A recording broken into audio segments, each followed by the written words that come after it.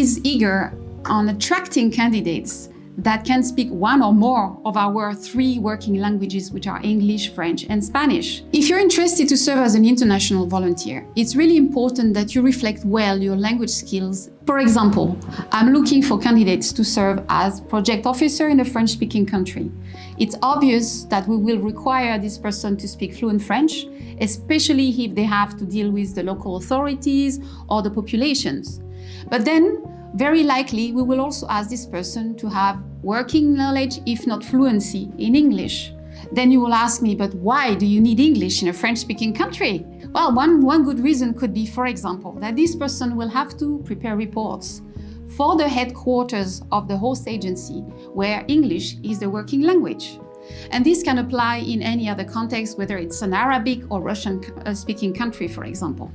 And when we were looking for volunteers that will serve in their own countries, knowledge of local languages or dialects is definitely an asset. Please keep on working on improving your skills, because this will definitely give you the best chances. So now I'd like to give you a few tips to apply. I sometimes come across profiles of candidates who are completely in 2 different languages. For example, one part is in English, one part is in French, and this does not read well. Remember, when you apply, your profile will first be reviewed by the recruiting team, and if you're shortlisted, then it will be shared with the hiring manager of the host agency. So it's important when you complete your profile to use only one language to ensure consistency. You can only register your profile in the UNV talent pool in English, French, or Spanish. So please keep in mind that if you fill it in Spanish or in French, your profile will very likely be considered only for Spanish or French-speaking countries, respectively. If you have the necessary language skills and you're interested to serve in other parts of the world, then I would recommend that you fill in your profile in English.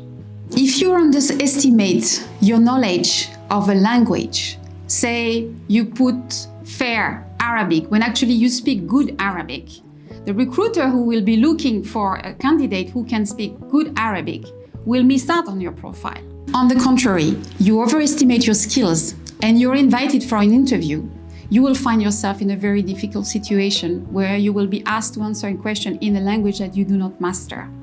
One final piece of advice: if you indicate in your profile that you are fluent in a language other than your mother tongue, but there is no evidence that you have either worked or studied in that country, it might be difficult for the recruiter to understand how come you are fluent in such a language.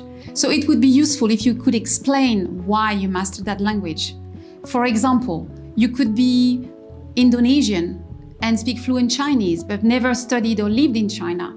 However, your grandparents are Chinese and it's the language that you speak at home. Or you could be Irish and speak fluent Arabic because you were raised in Morocco, for example. If you speak multi-languages, register in the UNV talent pool. If you're already registered, just go back to your profile and make sure that you have reflected your skills correctly. We'd like to hear from you.